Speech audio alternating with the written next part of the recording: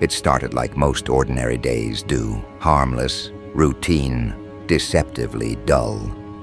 A morning stitched together by recycled coffee, flickering fluorescent lights, and emails so lifeless they could be mistaken for tombstones. But something felt off. Not wrong, just different. The kind of silence that isn't empty, it's waiting. A strange calm that drips not from peace, but from the awareness that something or someone is about to rupture the pattern. You felt it, not as panic, not as fear. Just an instinct tightening inside you like a loaded spring. That today, someone was going to walk into the wrong room with the wrong energy. And you weren't going to say a word. You were just going to let the universe correct him through you. And then he arrived. The boss, not yours, theirs. A man so proud of his own legend that he walked in like his name had gravity, polished shoes hitting the floor like declarations, expensive cologne that tried too hard. A smile that had been practiced, not earned. You could smell it before he spoke. That corporate ego marinated in fragile control. He wasn't here to listen. He was here to measure, evaluate, assert. The kind of man who confuses volume with vision. He scanned the room not to connect, but to dominate. Everyone could feel it, that subtle shift in the air when someone walks in, already assuming they're the smartest person present. And yet when his eyes brushed past you, he didn't linger. You were too quiet, too calm, unbothered. You didn't shift your posture. You didn't offer that nervous, welcoming nod the others gave him. You didn't play the game, and that made you invisible to him, which ironically made you dangerous, because predators only fear what they notice, and you preferred to be noticed last, right when it mattered. He started talking, loud, confident, soaking the room in buzzwords and charisma, selling success like it was a commodity only he understood. His voice carved over everyone else's like a bulldozer through sand castles. He didn't ask questions. He gave answers no one requested, quoting leadership books, citing data, dropping names. It wasn't a conversation, it was a monologue carved in stone. And the room nodded along, half in agreement, half in survival. You just watched, not with admiration, with precision. Because anyone who walks in that loudly is always hiding something silently. His attention turned to a few people. He corrected one, laughed off another, asserted dominance not through truth, but tone. Then he landed on you. A casual, dismissive glance, a rhetorical question wrapped in arrogance, something about your process, something he assumed he'd expose. But you didn't defend. You didn't shrink. You just replied. One sentence, one tone, not loud, not soft, just surgical. And for the first time since walking in, he paused, only for a second, but long enough for the silence to expand. That's when it started. You didn't challenge him. You disarmed him. Without a raised voice, without a performance, you answered again. Another sentence, this time deeper, and something cracked behind his eyes, a twitch of uncertainty. He followed up, a bit more carefully now. Less bravado, more curiosity. His laugh returned, but hollow. His words slowed, and the room began to shift. People who had once looked to him were now glancing at you. The center of gravity had changed, and he knew it. He tried to reassert, framed his next comment like advice, but it landed limp. You responded not with emotion, but with truth so clean, it scraped the floor beneath his stance. There's a difference between challenging a man and revealing him, and you were revealing him. His flaws, his gaps, his assumptions. You weren't doing it to win. You weren't doing it at all. You were just being. And that shook him more than any argument could have. He stopped making points. He started asking questions, not loudly, not confidently, but cautiously, like a student pretending he's still the teacher. He leaned in more, less like a boss now, more like a man looking for something to hold on to. You didn't indulge. You just kept speaking truth, sharp, but never cruel. And slowly, he began to fall silent. His eyes began to do what they hadn't done before. Listen. Really listen. The others noticed it too. The room wasn't impressed by his past anymore. It was fixated on your presence. A presence not built on titles, but something deeper, something primal. You hadn't moved from your seat, but the terrain around you had bent in your favor. You hadn't raised your voice, but you'd raised the bar. And now, he wasn't trying to impress you. He was trying to understand you, which for a man like him was terrifying. He didn't say it, not out loud. But the silence between his sentences screamed it. How did I miss this? How did I misread you? Because he came in with a strategy, and you came in with silence. And silence, when held right, becomes a weapon no one sees coming. And then it happened, the moment that sealed everything. A question from him, subtle, curious, genuine.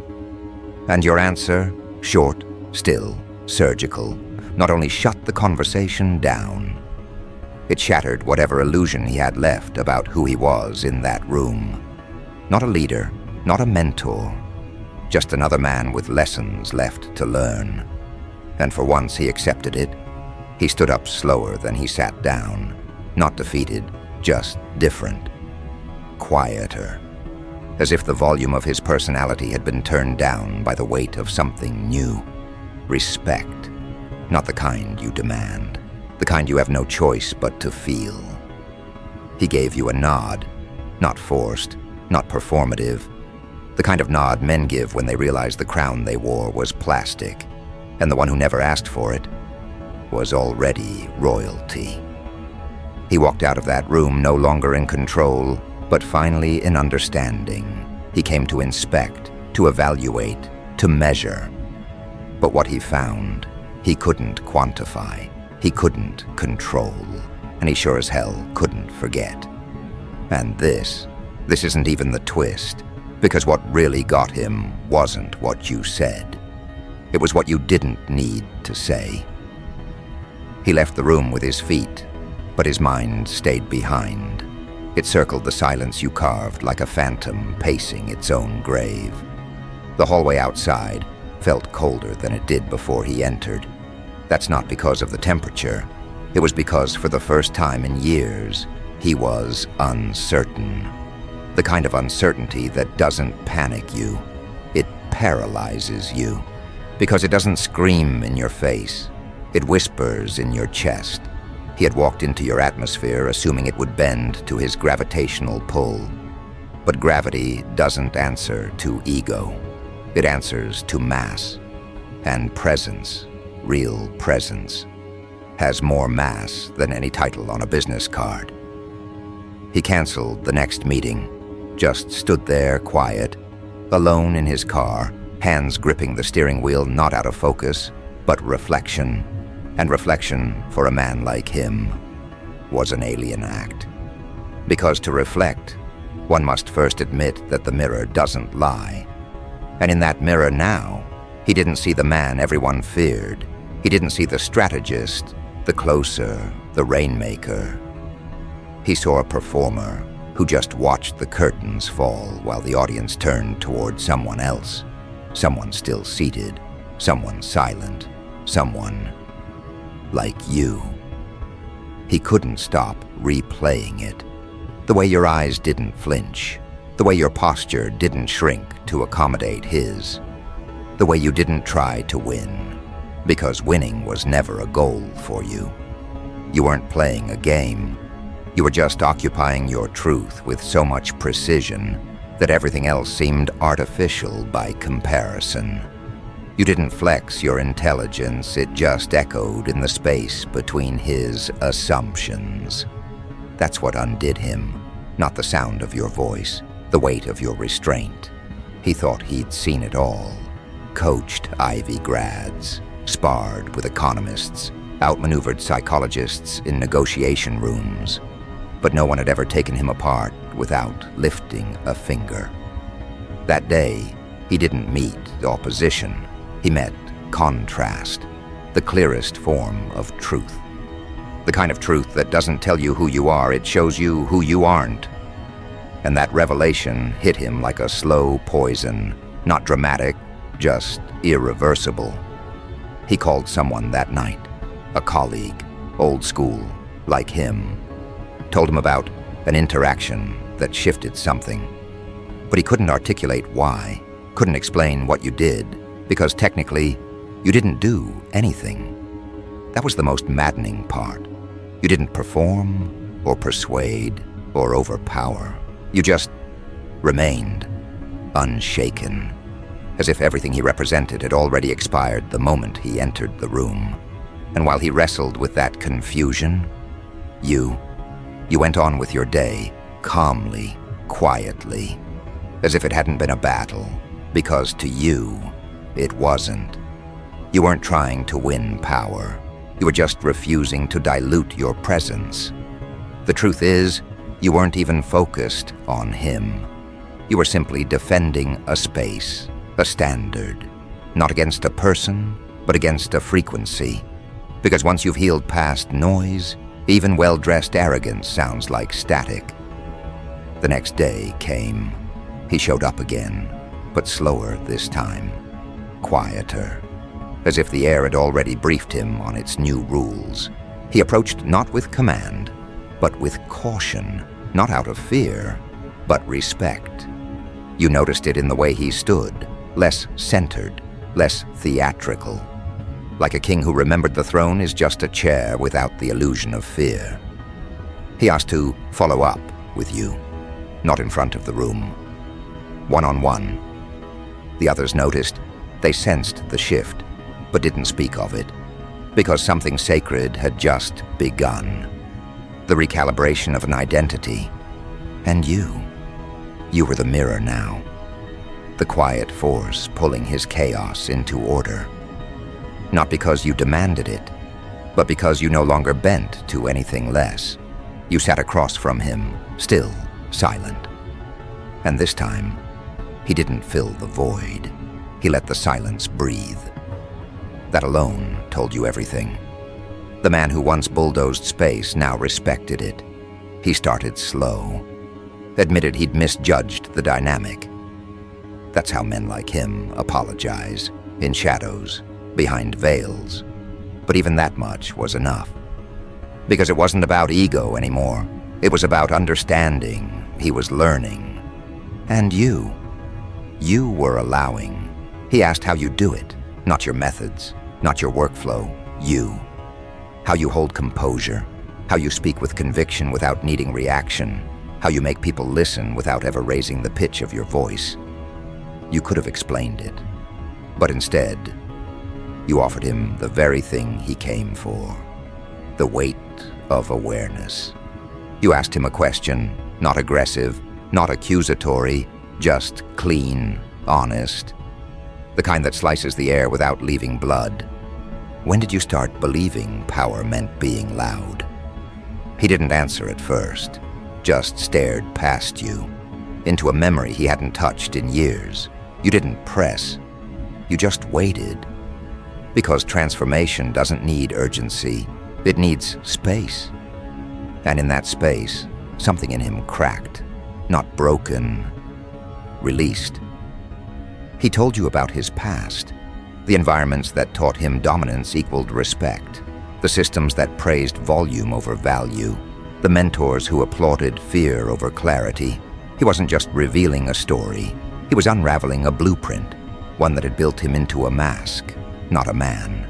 And then he paused, looked at you with something new in his eyes, not awe, not guilt, just understanding. That's when you knew. He wasn't just listening anymore. He was receiving. And receiving is the first sign that someone is ready to shed the armor they thought was their skin. He asked what drives you, and you answered the only way truth knows how. Silence, until it's time to speak. Then I use precision, no performance, no elaboration, just essence. And he nodded, not because he understood it fully, but because he knew he'd have to sit with it. Let it cook him, let it humble him. The meeting ended without closure, no summary, no action points, just awareness. And that's what made it powerful, because not all shifts announce themselves with trumpets. Some arrive like fog, slow, enveloping, irreversible. Days passed. He didn't hover, didn't intrude, but you saw it, the way he carried himself differently now. He no longer needed to dominate the room, because the man who once walked in cocky had finally met the cost of artificial confidence. He wasn't trying to be impressive anymore. He was trying to be real. And here's the most poetic part. He started quoting you. Not your words, your energy, to others, in private conversations, in leadership meetings. He spoke about presence and holding silence and earning gravity instead of demanding it. People noticed. People started mimicking it because the ripple had begun. And what began as one man trying to test your essence became a system slowly digesting the taste of something new. Authentic dominance. He invited you eventually, not to impress anyone, but to teach. To speak not as a subordinate, but as a voice of reckoning.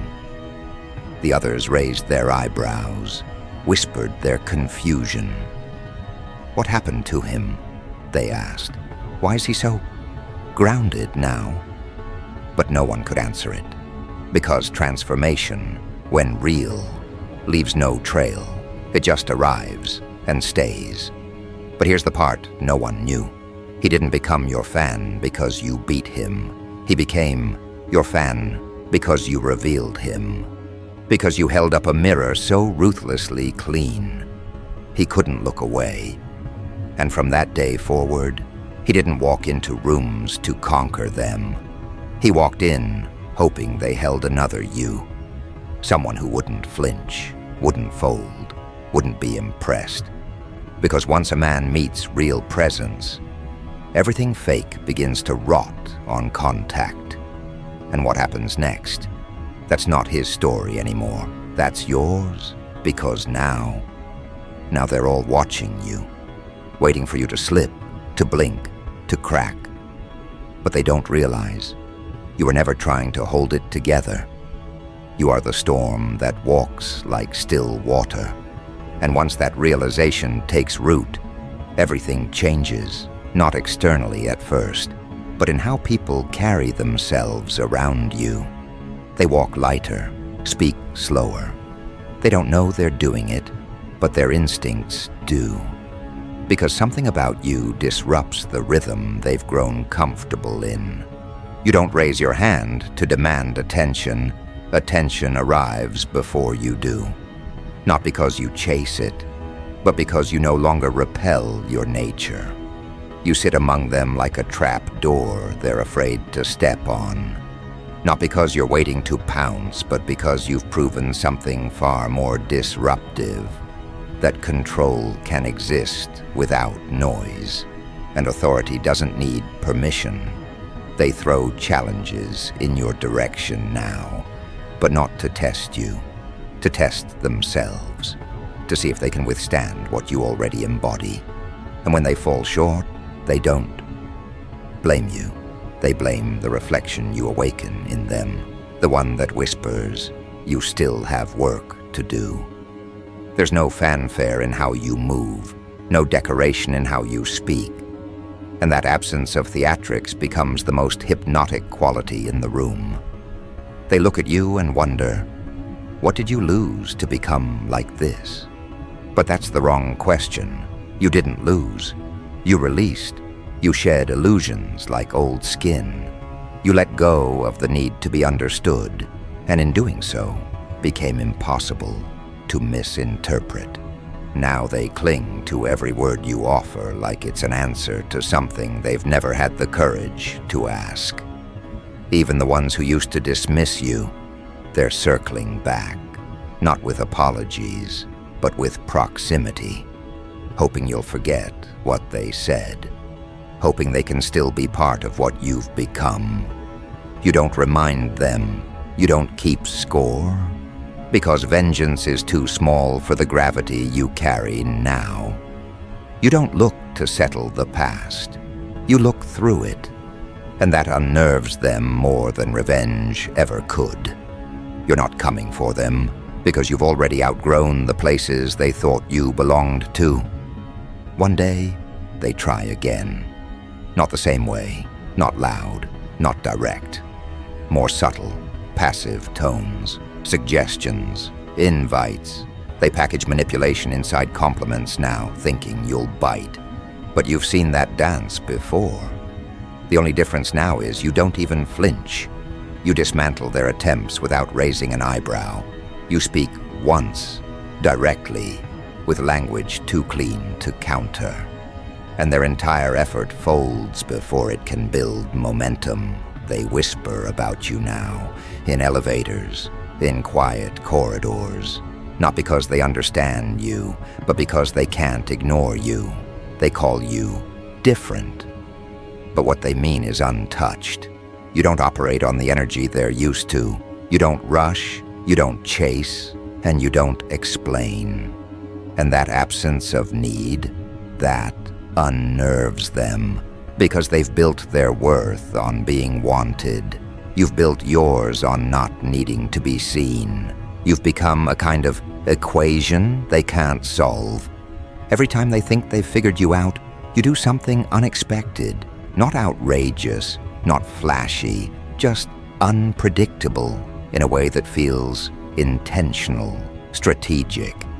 They can't track your rhythm because your rhythm doesn't exist for them. It exists for you, and only you. That's when it starts to escalate. You feel the change.